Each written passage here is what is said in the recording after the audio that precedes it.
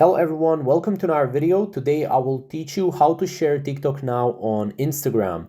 Now this is fairly simple. I already made a tutorial on how to share TikTok Now on Snapchat, but this is how to share TikTok Now on Instagram.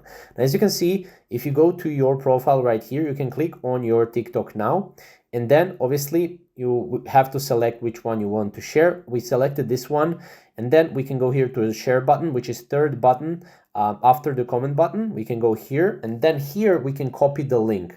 Now, once we copy the link, we can go to our Instagram story and we can put it on our story. After that, everything is self-explanatory, right? So that's pretty much how to do it. What you can also do is you can also go to three dots, and here you can basically go and scroll and click on Instagram or on stories or on Twitter if you want to share on Twitter as well. So that's pretty much how to share TikTok Now on Instagram. If you have any questions, comment down below and I'll help you out with just that. Thank you guys for watching.